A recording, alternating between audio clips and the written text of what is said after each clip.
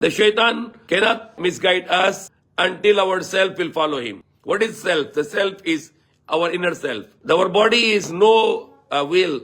The body cannot do anything. What is our self? Our soul, our self, it can decide if I go right or I go wrong. And our self has want us to follow the false desires, the false actions. And when we fall in trap of the nafs, nafs means ourself, then we will be ally with shaitan, and then we will be misguided. That's why when the Prophet Yusuf alayhi salam was saved from the evil, then what he said, وَمَا أُبْرِيُ nafsi inna nafsa lamarata bisu illa ma rahima rabbi. He is saying that it is myself can misguide me, but it is except my Lord can save me, except the mercy of my Lord. We need to strong our nafs. Sometimes we will not do something which is lawful, we will not do it to go against our nafs. For example, why Allah wants us to fast? Eating is halal.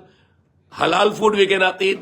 Halal drink we cannot drink. Halal things we cannot do. Why? Because Allah is making us a training how to go against yourself. Because if you always follow ourselves, then our self can misguide us. So the self should be obedient to Allah. That's the meaning of Islam.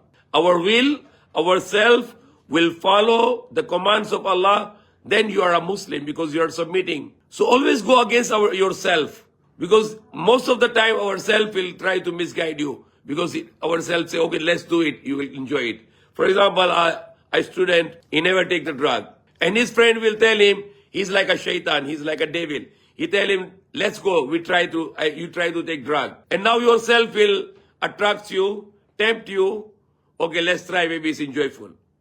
And because of to happiness to yourself, you will go for that evil. And then later you become addiction, and your life will be destroyed. So there are many times when your friends will misguide you, and yourself will follow that way, and then you will be misguided. So that is why one of the teaching of the Quran, don't to follow yourself. And make it practicing. For example, the Fajr time is the number one prayer which Allah happy most, and you get the biggest reward is the Fajr. Why? Because it's against ourselves. Zohr is not against ourselves, easy for us. Zohr, Asr, Maghrib, easy. Isha is easy. But Fajr is very difficult. Why? Because it's against ourselves. So try to make yourself, your nafs, I can say the nafs, so you can understand its meanings ourselves.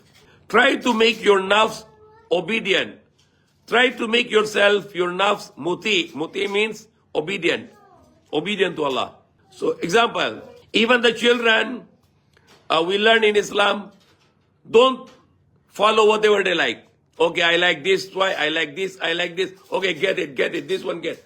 What happened after this? This child is going to be spoiled. Why? Because you follow himself, his nafs. Because later, he'll become spoiled.